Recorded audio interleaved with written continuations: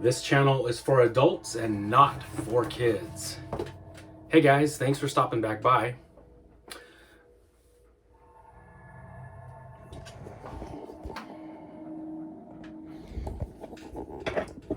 Me and Thor tonight are going on a Bigfoot marathon. We're watching a whole bunch of Bigfoot movies. It's gonna go well into tomorrow. So we'll be watching them tonight and tomorrow because there's so many of them. Anyway, yeah, we're going on a Bigfoot marathon, so I thought I would tell you guys about which films we are watching. The only film that I'm not going to show you guys, because I don't have a box for it, it's just a burned DVD-R in a little sleeve thing, is Bigfoot from 1970, starring John Carradine, and that movie. I'm glad I have just a burned copy of it. I wouldn't pay for that movie. I like to have it to say it's part of the collection. It's got a really cute girl in it. Actually, a couple of really cute girls, and I like the Bigfoot costume that they use in that movie. The monsters look really cool, but it's just it's a slog to get through. Just, yeah, if the two cute girls aren't on the screen or the monsters aren't on the screen, you just sit there just falling asleep. It's kind of boring, but I do have that one in the collection. Anyway, so just sort of add that to this other list. Okay, first up from 1976 is The Mysterious Monsters. And look, can you guys see, there's Bigfoot. There's Peter Graves. Don't get them confused. They both go to the same hairstylist, but this is a fun one. This is kind of like In Search Of. So, just to preface this whole Bigfoot outing,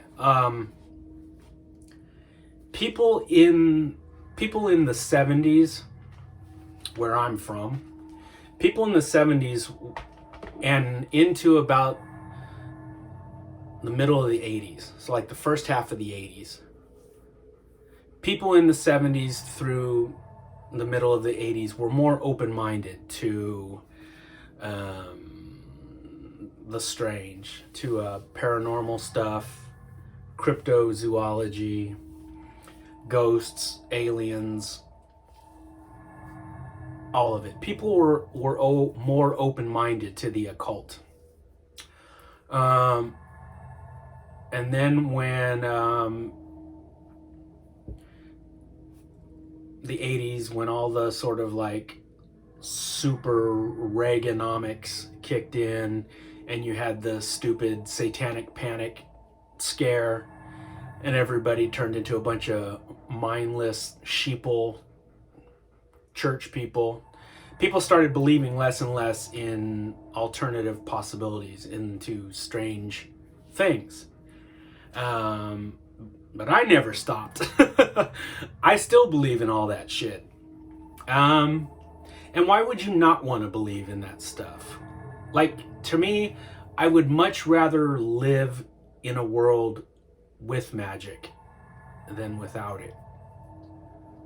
Like, there's so much strange, bizarre shit out there that we know nothing about.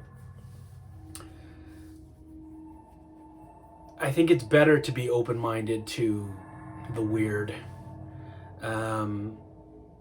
Because those people that live in a world without the strange as a possibility, when something bizarre happens to them and it's staring them right in the face, they don't know how to handle it. Their whole world crumbles because it's not in their wheelhouse. They don't even know how to process that.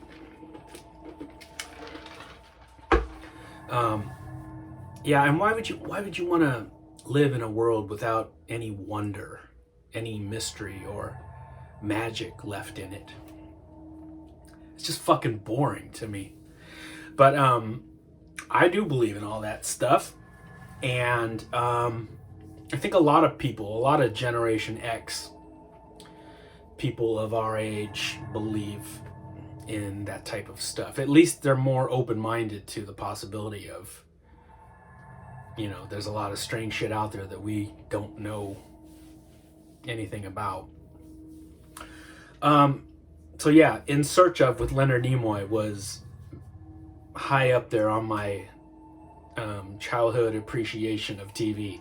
I loved me some In Search of.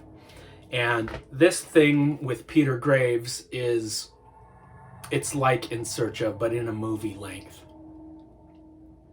So before there was the In Search of TV show, Rod Serling narrated like some movies. And they were actually called like In Search of Ancient Aliens, In Search of Bigfoot, stuff like that. But they were like feature length, and they were narrated by Rod Serling. Then when it got to come time to make the TV series of In Search of, Rod Serling had passed away, and so they hit up Leonard Nimoy to host it. So these types of like pseudo documentaries were big back then, and I eat this shit up. I love it. This one though, the witnesses are some pretty shaky acting. I mean, you know, they're just actors in this, and you know, there's like a lady who's like, I seen him and he smelled horrible, and he was tall and he had ugly hair, and it's just funny the way she describes Bigfoot. But she's like from some local theater troupe that they hired.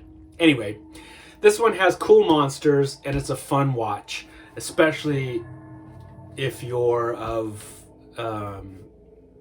if you grew up like when I did, like in the 70s and the 80s. If you're cut from that cloth, you'll dig this. God damn, I must have been talking for like 20 minutes, and that's only one movie. Okay. Oh man, I love this next one. So this is from 1972, The Legend of Boggy Creek. It scared me then, it scares me now. I love that line. So this is the out of print DVD. I've always loved that poster artwork. Jean St. Jean made a statue of this very scene, and it's cool because you actually get to see what the beast looks like. Very, very cool. That's a Jean St. Jean piece that I do not own, but I would love to get my hands on. This is The Legend of Boggy Creek. This is the, like I said, out of print DVD, and I was able to upgrade it to the Blu-ray, which looks in-fucking-credible. It's like you're watching a completely different movie. Because, you know, I had always grown up watching it on these shitty copies. The shittiness kind of added to the creepy factor, because, you know, it looked like the film was all scratchy and it was very grindhouse. But man, it's just such a cool movie when you see it just crystal clear. This is a really fun movie. Yeah, 1972. And this movie really started the whole Bigfoot boom of movies. So that John Carradine one, like I told you, that came out in 1970. But this whole like pseudo documentary, a mockumentary, you know, what's his name? Eduardo Sanchez and his partner who made The Blair Witch. This is like one of those films that they were emulating, that whole like pseudo documentary style movie where, you know, you're interviewing people that seen the monster, and we're interviewing them, and they're just like everyday, ordinary townsfolk. This started that shit. So this isn't found footage, but this kicked off the whole fake documentary style monster movies. On Thor. This is an awesome movie. This is a really fun one. That's one of the best Bigfoot movies around. Whew, unless we're talking about this next one.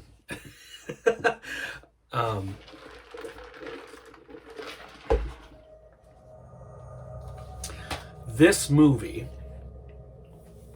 has a Bigfoot that tears a guy's dick out by the roots, and they show it. They show everything. Of course, I'm talking about Night of the Demon. There's their version of Bigfoot. And yeah, and look, there's the guy, like, he's bleeding. But this is after it happens. Yeah, this guy, he's on a motorcycle. He pulls over to the side of the road to take a piss. Bigfoot grabs him by the dick and rips it out. This Bigfoot and this movie is, Bigfoot's like a slasher. It's like a slasher film, except without Michael Myers or Jason. It's Bigfoot. But he relentlessly hunts down people and just fucking kills them in like the most brutal, fucked up ways imaginable. Yeah, so besides the dick ripping, there's another scene where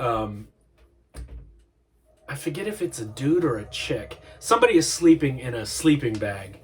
And old Bigfoot grabs the sleeping bag and starts swinging it round and round and round and smashes them into a tree. Anyway, this was my who put this out? This is from Code Red. This was my DVD that I had for the longest time. And then frickin' Severin, God bless him. That's how the Bigfoot looks in the movie. They put out this beautiful, gorgeous Blu-ray from Severin.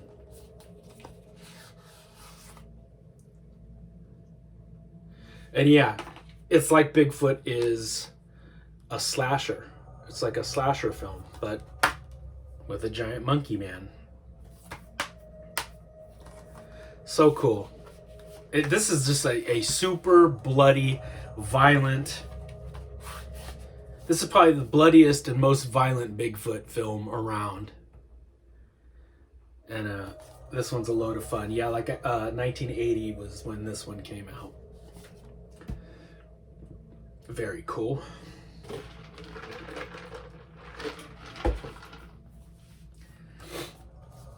So I would say probably these are my two favorite Bigfoot movies of all time.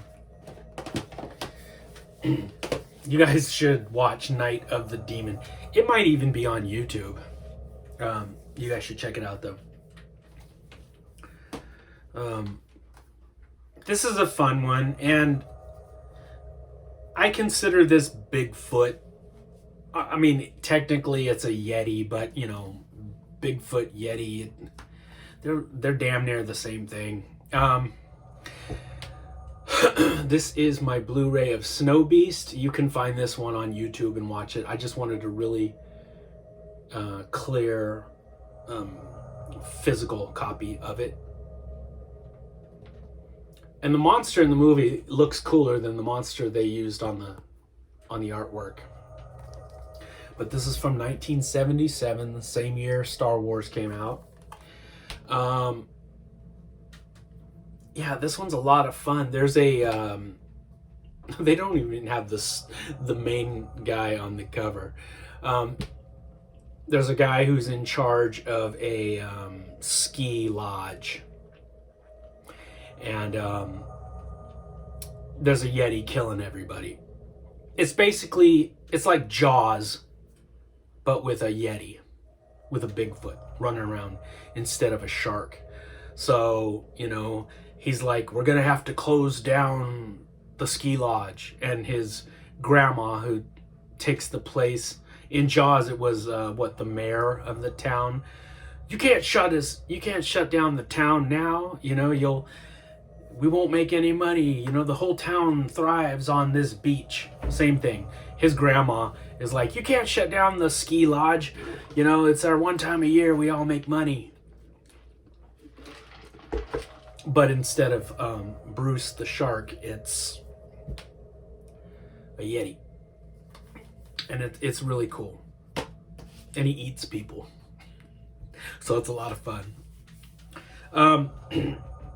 Speaking of Eduardo Sanchez,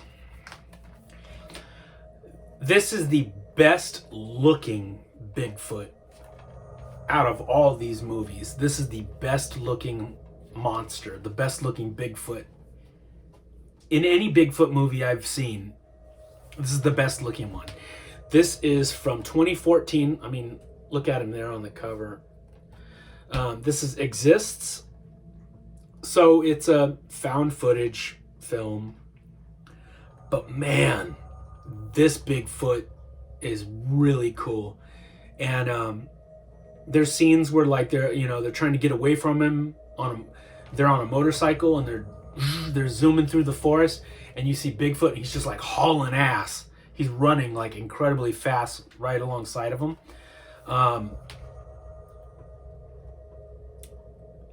It's kind of like the Blair Witch. I mean, there's payoff though. You do get to see the monster. It's just it's like in little bits. But man, when they do show him, when you finally start seeing him, it's such an impressive suit.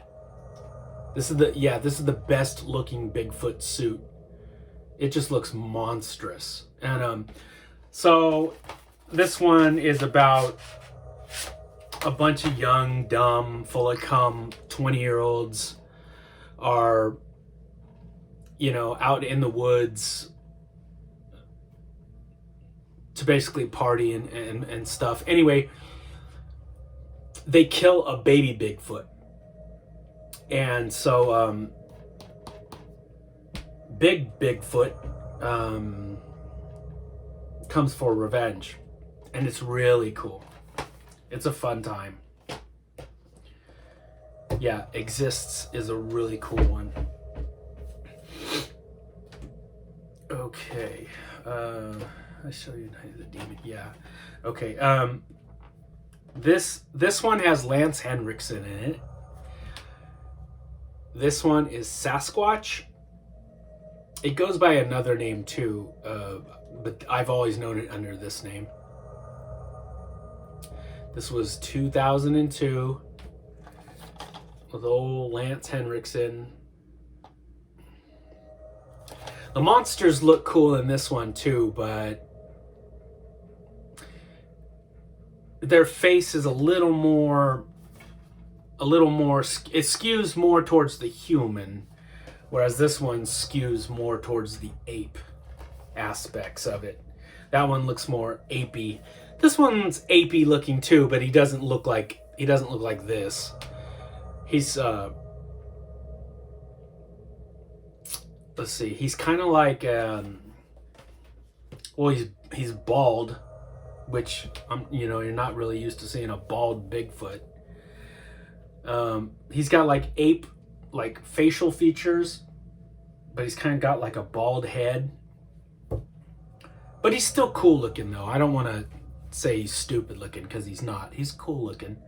But it's Lance Henriksen just sort of doing it for the paycheck. It's just one notch above like the Sci-Fi Channel type of shit. But it's still fun. I like it. It's got some cool monsters. It's got Lance Henriksen. You can't really go wrong. This one, I think I've only watched this one maybe once or twice, but I grabbed it just because it was part of the Bigfoot films I own. I do remember this one being sort of silly though, on purpose. But this is Bigfoot Wars. This came out in 2014. This film doesn't take itself real serious. It's kind of tongue-in-cheek. But there's more than one Bigfoot in it, and, you know. It was fun, from what I remember. But see, then again, it's not that memorable, so how good was it? I don't know. I'll watch it probably tomorrow. But yeah, I own it, so I must not have thought it was complete shit. Okay, last on the list. Okay, so this, my friends, half human. So the abominable snowman, the Yeti, basically Bigfoot. This movie sucks. This movie came out in 1958, 3 years after it had come out in Japan. Okay, so the original Japanese film came out just 1 year after Godzilla. Gojira came out in 1954. This film came out in 1955. And the Japanese title basically translates as Beast Man, Snowman. Not half human. But you can't really find it anymore.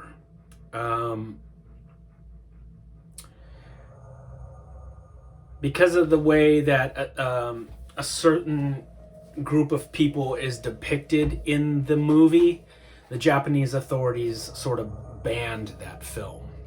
So there's like some mountain people, Japanese mountain people in that movie, and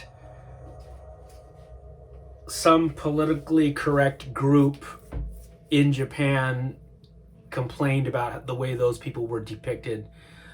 They were claiming that they were depicted as a bunch of, you know, basically like the equivalent of dumb rednecks, of like, you know, just boneheaded, ignorant mountain people. So, the Japanese, not wanting to cause a fuss, sort of pulled that movie from anybody in the public, you know, from the public realm. They sort of yanked that film. So for years, the only version we could watch was snippets of that movie placed into this. So there are scenes of the original movie in this. And then the rest of this thing is just padded out with John Carradine just talking. There's just endless talking, scenes of just talking. And then, you know, John Carradine will be like, and I remember then the scientist said, and then the film sort of has like a flashback. This entire thing, this entire movie is all flashbacks.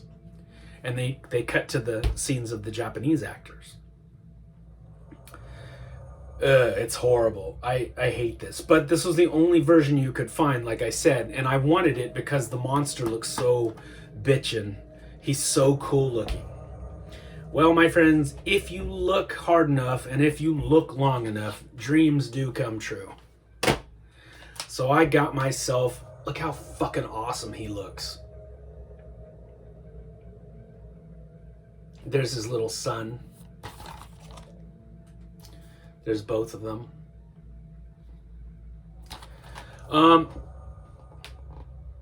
If you look long enough and you look hard enough, eventually you can find damn near anything. This movie is really fun. It's not all chopped to hell. It doesn't have John Carradine. This came out, like I said, in 1955, 1 year after Godzilla. It's directed by the same director, Ishiro Honda. It's got special effects by the same gentleman that does the Godzilla films, Eiji Tsuburaya.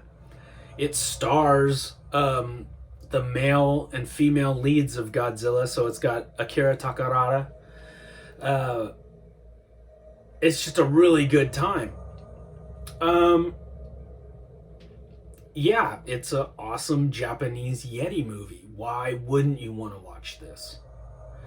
And yeah, this one I had to jump through all kinds of hoops to get, but I've got it and I love it. This is a fun one. So, yeah, we're not watching this hunk of shit. I just pulled this out to show you guys. That is a large stack of Bigfoot movies. If you guys want to see some cool Bigfoot action figures, there is an episode that I have uploaded on my channel about the creature replica figures that came out from Gene St. Jean, and there are some awesome Yetis and Bigfoot monster action figures, and you guys could check those out. Those are really cool. Also, the image that I'm going to use for the thumbnail of this video is the little action figure abominable snowman from the Bigfoot board game, and I show that piece off in another episode that I have on the channel called I think it's called, the episode is called Miscellaneous Sci-Fi Toys, where I just kind of show a bunch of random monsters and robots and stuff from my collection, and he's in that episode. And you know, truth be told, the only reason I got that board game back in the 70s was for that little figure. I could have gave two shits about the board game. I think I only probably played the game itself maybe 2 or 3 times in my life, but I wanted it for that little figure, and I still have that figure. So I'm going to use a photo of him for the thumbnail for this video. Anyway, I'm going to make some toy videos this weekend to show you guys some cool monsters. And me and Thor are going to go fire up the Blu-ray player and start our Bigfoot marathon. So I will talk to you guys really soon, okay? Take it easy, my friends. Believe in Bigfoot.